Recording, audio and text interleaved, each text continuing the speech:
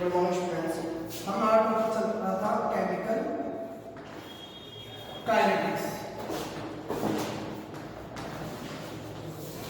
हमने कहा था ये इंटरेस्टिंग रूप से हम इस चैप्टर को स्टडी करते हैं और इसमें हम क्या क्या पढ़ेंगे, रेट ऑफ रिएक्शन पढ़ेंगे, केमिकल रिएक्शन के रेट का प्रभाव क्या, किस किस का प्रभाव, फैक्टर अफेक्टिंग पढ़ेंगे, इसमें रेट लो को कैसे एक्सप्रेशन करते हैं वो पढ़ेंगे, मॉलिक्यूलरिटी पढ़ेंगे।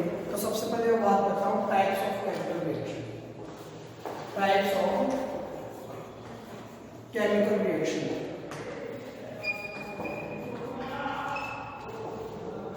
देखो types of chemical reaction, three types of reaction होती है। Chemical reaction is divided into three types. First of all very fast reaction, या फिर इसका दूसरा नाम होता है इंस्टेंटेनियस रिएक्शन। सेकेंड हो गया आपका moderate reaction, moderate reaction. Third हो गया very slow reaction.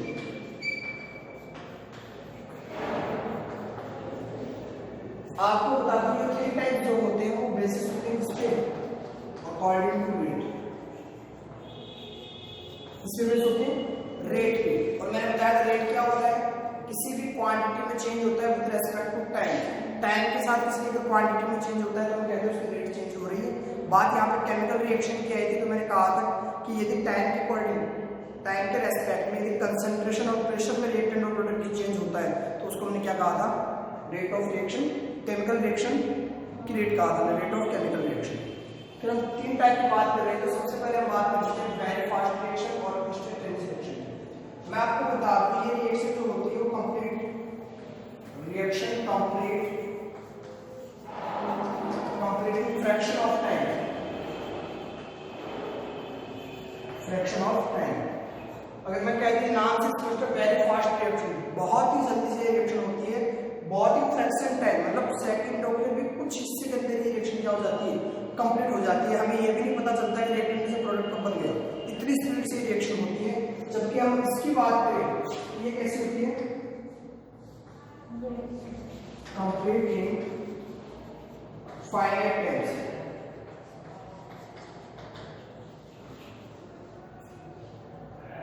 So complete in finite times, complete in infinite times।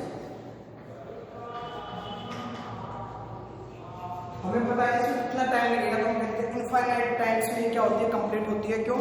क्योंकि इस रिएक्शन इतनी स्लो होती है हमें पता भी नहीं चलता कि रिएक्शन हो रही है या नहीं हो रही है।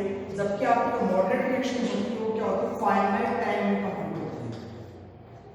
फाइनाइट टाइम में क्या होती है, कंप्लीट हो जाती है। हमें पता होता है कि एक दिन में या आधे दिन में या आधे घंटे में, एक घंटे में रिएक्शन हो जाएगी। वो रिएक्शन कैसी होती है, मॉडरेट रिएक्शन। और जिसका हमें पता है पता ही चल रहा है, जैसे आपको एग्जाम्पल दूं मैं, रस्टिंग और आयरन। रस्टिंग और हमने अभी पीछे चैप्टर में पढ़ा था रस्टिंग और आयरन। अब ये इतना स्लो होता है, इसका आयरन के ऊपर रस्टिंग की जो प्रोसेस होती है वो बहुत स्लो होती है। हमें पता भी नहीं चलता कि कब जरा गया उस पर, कब उस पर रस्टिंग आ गई, यानी बहुत ज्यादा लंबा टाइम लगता है। ऐसी रिएक्शन क्या कहलाती है, वेरी स्लो रिएक्शन। और अगर मैं बात करूँ इसकी वेरी फास्ट रिएक्शन की, तो देखिए एक एग्जांपल दे रहा हूँ आपको, AgNO3 प्लस NaCl। ये आपको बनाते हैं क्या, AgCl प्लस NaNO3। या फिर मैं बात करूँ आपसे HCl प्लस NaOH।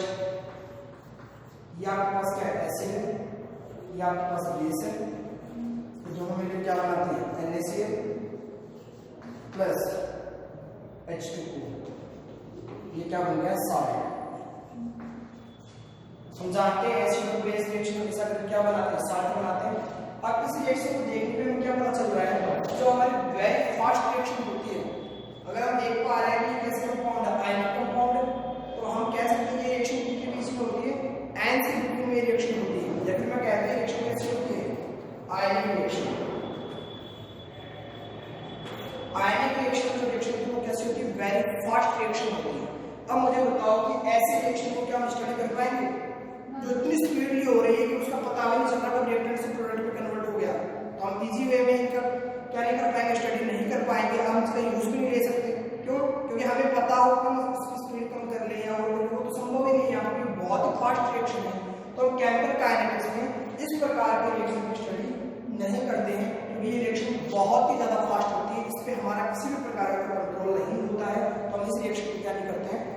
काइनेटिक्स में स्टडी नहीं करते हैं। फिर मैं बात कर लेता हूँ आपकी सेकेंड, आपको रेस्टिंग में क्या कहा था, ये तो होता है फॉर्मूला Fe2O3 प्लस H2O, तो आपने बनाया था क्या Fe2O3 SH2, इसी को तो आपने कहा था रेस्टिंग प्रोफाइल, ये आपने देख लिया। और एग्जांपल दिखाता हूँ आपको,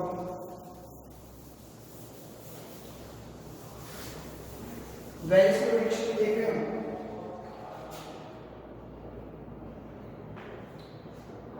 आप देखिए दूसरा एग्जांपल 2H2 प्लस O2 बनाते हैं लिखिए क्या 2H2O, क्या हो रहा है यहाँ पे रूम टेम्परेचर पर ये रिएक्शन हो रही है,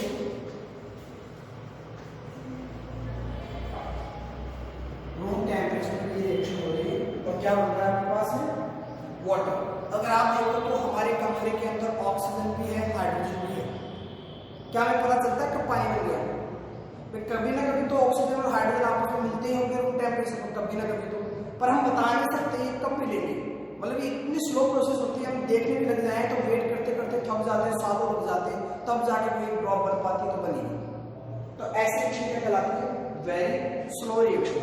अब बताओ इतनी स्लो रिएक्शन होती है तो हम पढ़ते हैं इसको इंडस्ट्रियल यूजिंग कि कंपनियों में हम इसका किस प्रकार फायदा उठा सकते हैं। अगर हम सोचने लग गए चलो हमें एक रिएक्शन करवानी है, रस्टिंग करवानी है आयरन में, तो क्या हम उसका इंतजार करेंगे तो वो कब होगी, क्योंकि वो रिएक्शन क्या है बहुत ही ज्यादा स्लो है। तो हम बात करें यूज के अकॉर्डिंग तो इंडस्ट्रियल यूज इसके भी नहीं है क्योंकि ये बहुत स्लो होती है, और ना ही हम इसको पढ़ते हैं वेरी फास्ट रिएक्शन को पढ़ते हैं क्योंकि वो तो बहुत ज्यादा फास्ट होती है। तो हम क्या करते हैं जो केमिकल काइनेटिक्स में होता है वो मोस्टली रिएक्शन कौन सी पढ़ते हैं, मॉडरेट रिएक्शन पढ़ते हैं, जो एक निश्चित समय के अंदर क्या होती है, एक फाइनाइट समय के अंदर क्या हो जाती है वो रिएक्शन कंप्लीट हो जाती है। तो हम क्या करते हैं उस प्रोडक्ट को प्राप्त कर लेते हैं, गेन कर लेते हैं, उसमें चेंजमेंट भी कर सकते हैं क्योंकि हमें टाइमिंग पता होती है कि इस टाइमिंग में प्रोडक्ट हमें मिल जाएगा, ठीक है। तो अब पढ़ते हैं मॉडरेट रिएक्शन। जैसे अगर आपको एग्जांपल और दे उसका श्लोक में, आप क्या करते थे, स्टोन को डायमंड में बदलते, आपने देखा खानों के अंदर जो होती है वो अलग खानों के अंदर क्या होता है स्टोन किसमें बदल जाता है, डायमंड में बदल जाता है, स्टोन से कार्बन कोयला बदलता है ना आपके कार्बन, तो कार्बन आप देखो कोयला हीरे में बदल जाता है, डायमंड में बदल जाता है, मतलब बहुत ही ज्यादा स्लो रिएक्शन होती है। ऐसा नहीं कि आज आपने कोयला रखा स्लो को डायमंड हो गया, आप रातों रात करोड़पति हो गए, ऐसा नहीं होगा, तो बहुत ही स्लो होती है वो रिएक्शन, मतलब हजारों साल लग जाते हैं डायमंड बनने के लिए उसमें। तो ये भी एक प्रकार की क्या स्लो रिएक्शन है। और हम बात करते हैं मॉडरेट रिएक्शन, और ये टॉपिक बहुत इंपॉर्टेंट है क्योंकि मॉडरेट रिएक्शन को भी हम moderate reaction,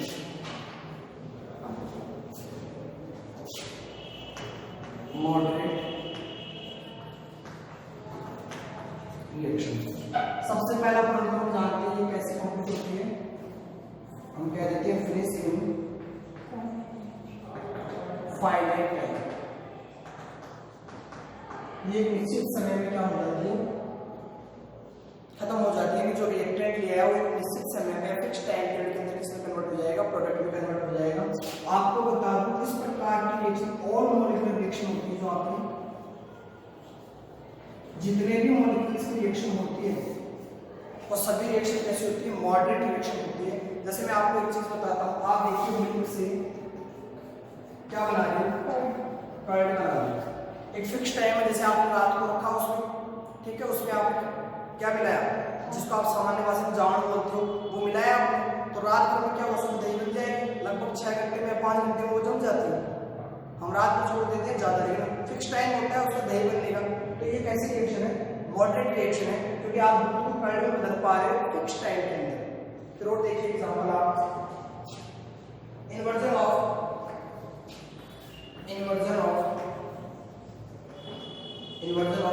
cane sugar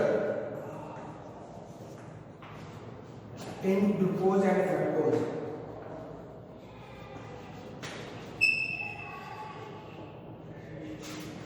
glucose and fructose, cane sugar क्या होती है, जो गन्ने के से जो बाकी शुगर जो प्राप्त होती है वो कैसी होती है, कैन शुगर होती है, और वो किस में कन्वर्ट होती है, ग्लूकोज में और फ्रक्टोज में। देखिए कैसे होती है, C12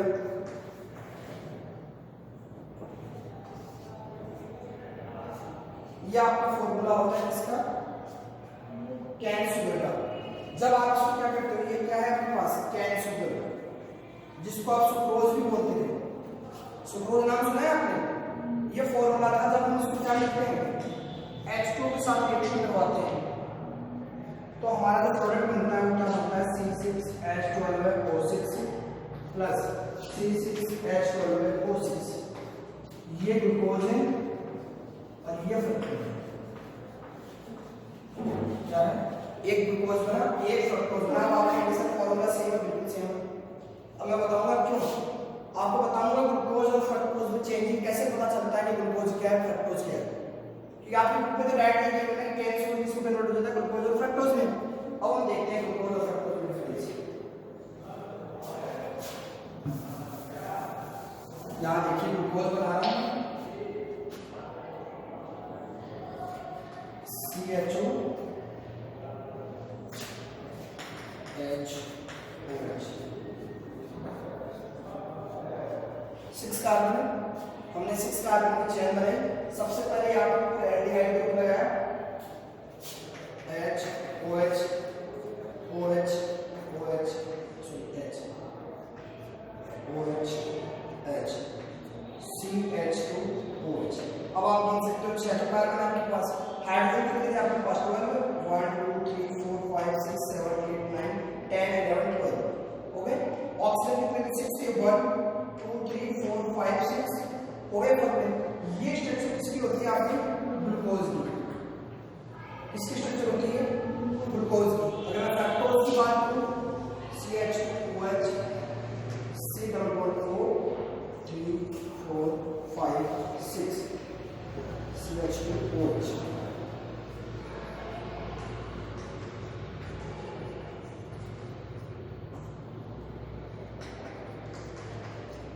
देख पा रहे हो स्ट्रक्चर? अब इसमें क्या डिफरेंस नजर आया आपको? देखो ये जो ग्लूकोज होती है उसमें एल्डिहाइड ग्रुप प्रेजेंट रहता है, या मैं कह दूं ये एल्डो का ग्रुप है ग्लूकोज एल्डिहाइड का ग्रुप है, जबकि ये किसका है?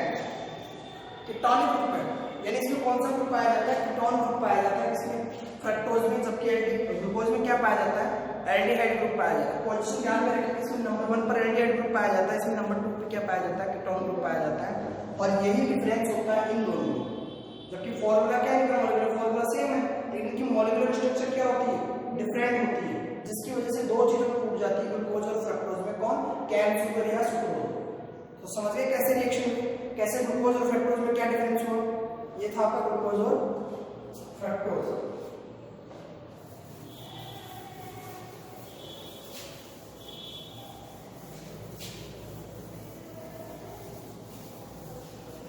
अब देखिए और एग्जांपल देखते हैं। पहले और एग्जांपल देखने से पहले एक चीज और बता देता हूँ। यहाँ पे आप देखिए जितनी भी मॉलिक्यूलर रिएक्शन होती है वो मॉडरेट रिएक्शन होती है। अब आपको बता दूं जो मॉलिक्यूलर रिएक्शन होती है उसमें 2 प्रोसेस होती है। रिएक्टेंट की बॉन्ड तो क्या होंगे? ब्रेक होंगे, और प्रोडक्ट में क्या होगा? न्यू बॉन्ड का फॉर्मेशन होगा। एक तो मैकिंग ऑफ बॉन्ड होगा और एक ब्रेकिंग ऑफ बॉन्ड होगा। रिएक्टेंट से टूटे शुगर के अंदर जो फॉर्मूला था उसमें से बॉन्ड टूटे, ब्रेक हुए, और क्या बने? ग्लूकोज और फ्रक्टोज। इसका मतलब नए बॉन्ड बने, नई स्ट्रक्चर बनी।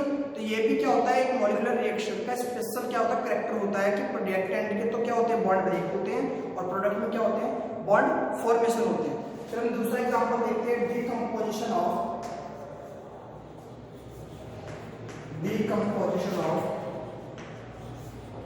Nitrogen pentoxide.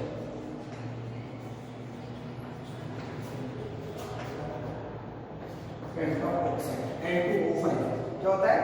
N2O5। ये आपका फॉर्मूला है N2O5 का 2। ये बनता है आपके 2N2O4 plus O2।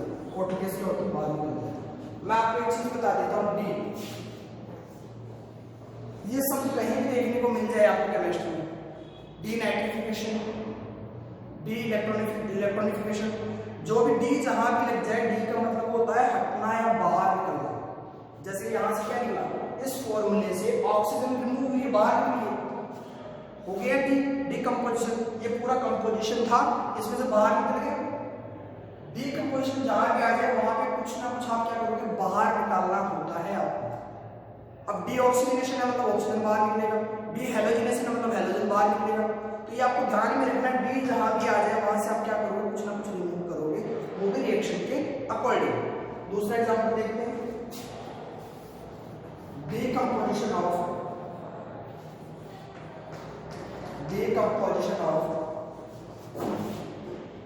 Hydrogen peroxide या हाइड्रोजन पेरोक्साइड, हाइड्रोजन पेरोक्साइड। हम जानते हैं हाइड्रोजन पेरोक्साइड का फॉर्मूला क्या होता है, H2O2। वही हम डीकंपोजिशन कर रहे हैं, इसका मतलब बाहर निकालेंगे इसमें से, तो क्या मिलेगा, ऑक्सीजन आपकी रिमूव हो जाएगी, O2, और यहाँ क्या बन जाएगा आपके पास 2H2O। डी का मतलब आपको हमेशा क्या करना होता है, रिमूव करना होता है, जितना ध्यान में रखना है। अब वो चाहे डीकंपोजिशन हाइड्रोजन पेरोक्साइड हो, पेंटाऑक्साइड हो, या फिर आपके डीहाइड्रोजनेशन हो या डीनाइट्रिफिकेशन हो, वो आप सबको ध्यान में रखना है। एक एग्जांपल और दे देता हूं, दो एग्जांपल और।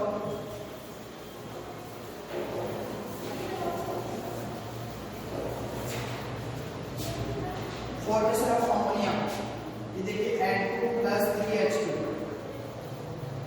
ये दोनों मिलकर कंबाइन करके क्या बनाते हैं, 2NH3।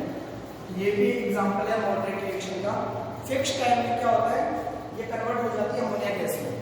अब हम इसकी टाइमिंग पता चल गई, तो अगर इसमें हम फैक्टर कर ले ऐसे कुछ जो इसकी स्पीड को कम या ज्यादा कर दे, स्पीड अगर इसकी बढ़ा देंगे तो क्या होगा, ये रिएक्शन बहुत जल्दी फास्ट बनेगी। जितनी फास्ट बनेगी इसमें प्रोडक्ट में उतनी जल्दी फास्ट मिलेगा, और हम जल्दी से जल्दी ज्यादा से ज्यादा प्रोडक्ट बना के मार्केट में क्या कर सकते हैं। तो इंडस्ट्री में उसकी क्या होती है, इंपॉर्टेंट होती है मॉडरेट रिएक्शन। मैंने कहा था मॉडरेट रिएक्शन नहीं, हम केमिकल रिएक्शन वॉश को स्टडी करते हैं। और देखिए आप hydrolysis of ester, hydrolysis of ester in presence of sodium hydroxide। आपको एस्टर हाइड्रोलाइसिस करना है किसके प्रेजेंस में, सोडियम हाइड्रोक्साइड के प्रेजेंस में। देखिए C2H5COOH, ये आपके पास क्या है, C2H5 एस्टर बनाना है ना आपको, ये आपने एक एस्टर बना दिया। अब आपको क्या करना है, सोडियम हाइड्रोक्साइड के प्रेजेंस में क्या करवानी है, रिएक्शन करवानी है, NaOH। अब आप देखिए बॉन्ड कैसे टूटते हैं, C++O C2H5, यहां से बॉन्ड ब्रेक होगा, क्योंकि डबल बॉन्ड को आप आसानी से तोड़ सकते हो। ऐसे बॉन्ड कहां से ब्रेक होगा, यहां से, तो ये इलेक्ट्रॉन आसानी से क्या कर लेगा, मतलब किस लेगा, नेगेटिव में, इस पे क्या चार्ज आ जाएगा, पॉजिटिव, इस पे नेगेटिव। पॉजिटिव का कौन मिलेगा, जो नेगेटिव पोर्शन होगा, नेगेटिव पोर्शन कौन है इसमें से, ये नेगेटिव की पॉजिटिव OH हो जाएगा। तो आपके पास क्या बना, C2H5COH एक एसिड बना। दूसरा आपके पास क्या बना, C2H5ONA। आपने क्या करवा दिया, हाइड्रोलाइसिस करवा दिया, किसके प्रेजेंस में, सोडियम हाइड्रोक्साइड के प्रेजेंस में। तो ये थी आपकी मॉडरेट रिएक्शन। देखो यूज क्या होता है मॉडरेट, हमने 3 प्रकार की रिएक्शन पढ़ी, रेट के ऊपर डिपेंड है। एक तो इंस्टेंटेनियस रिएक्शन या वेरी फास्ट रिएक्शन, दूसरी मॉडरेट रिएक्शन, और थर्ड कौन सी पढ़ी हमने, वेरी स्लो रिएक्शन। अब वेरी फास्ट रिएक्शन तो ऐसी होती है जिसमें बहुत ही कम टाइम लगता है, कहते हैं सेकंड के भी हजारों पार्ट लगता है, रिफ्रैक्शन टाइम लगता है, इतनी स्पीड से होती है वो रिएक्शन। तो उसको हम स्टडी नहीं कर पाते। जब हम उसको स्टडी नहीं कर पाते तो उसका इफेक्ट भी नोटिस नहीं कर पाएंगे कि वो रिएक्शन क्या है, बहुत ज्यादा फास्ट है। तो ऐसे रिएक्शन या ऐसे जो यौगिक होते हैं उनको बनाना कंपनी के लिए फायदेमंद बात नहीं है, क्योंकि वो जैसे उसको कुछ बनाने की सोचेंगे तो अपने आप प्रोडक्ट में कन्वर्ट हो जाएगी, बहुत फास्ट होता है। तो वहाँ पे वेरी फास्ट रिएक्शन हम स्टडी नहीं करते हैं केमिकल रिएक्शन में। और वेरी स्लो रिएक्शन की बात कर रहे थे तो हम देखे थे रस्टिंग ऑन आयरन। भाई आयरन पे जो रस्टिंग होती है उसमें टाइम भी बहुत ज्यादा लगता है, इनफाइनाइट टाइम लगता है उसमें, तो उसकी स्टडी कर पाना भी मुश्किल है, क्योंकि हम उसके लिए बैठे नहीं रह सकते। एक साल में अगर मान लीजिए लोहे के ऊपर रस्टिंग आ रही है, आयरन के ऊपर रस्टिंग हो रहा है, तो क्या हम उसको देखने बैठे रहेंगे, नहीं बैठे रह सकते। उस पर हम इफेक्ट उसको रोक जरूर सकते हैं, लेकिन वो कहते हैं जैसे पैंट करके आप उसको क्या कर देते हो, जैसे 10 साल में अगर रस्टिंग होनी तो फिर वो 20 साल में हो जाएगी, उसको बढ़ा जरूर सकते हो, लेकिन उसका यूज नहीं कर सकते आप इंडस्ट्री के अंदर। मॉडरेट रिएक्शन होती है उसका यूज कर सकते हो, क्योंकि एक फिक्स टाइम होता है जिसमें रिएक्टेंट्स किसमें कन्वर्ट हो जाता है, प्रोडक्ट में कन्वर्ट हो जाता है। फिर उसके आप ऊपर और आप क्या देखते हो, फैक्टर्स के अफेक्टिंग देखते हो। कुछ ऐसे फैक्टर्स होंगे जो क्या कर देते हैं, उसको डिक्रीज कर देते हैं उसकी स्पीड को, रेट को, और कुछ होंगे उसकी रेट को क्या कर देते हैं, इंक्रीज कर देते हैं। अब हमें कई प्रोडक्ट क्या, जैसे कोई जहरीली गैस बनती है तो हम चाहेंगे कि वो रिएक्शन कैसे हो जाए, जल्दी से जल्दी हो जाए, ताकि कम से कम क्या हो, पॉइजनस गैस रिलीज हो। तो वहां पे आप बेनिफिट देख सकते हो। या फिर हम कह देंगे अगर कोई रिएक्शन शुरू हो रही है, हम उसकी अगर रेट बढ़ा दें तो ज्यादा मात्रा में प्रोडक्ट बनाएंगे। अगर हमें कोई चीज मोर क्वांटिटी में चाहिए तो हम रिएक्शन को फास्ट कर लेते हैं, ताकि हम जल्दी से जल्दी क्या बना सकें, प्रोडक्ट बना सकें। तो ये इफेक्ट देखेंगे हम इसके ऊपर, मॉडरेट रिएक्शन के ऊपर। तो हमने 3 प्रकार की रिएक्शन पढ़ ली, इंस्टेंटेनियस रिएक्शन, मॉडरेट रिएक्शन और वेरी स्लो रिएक्शन।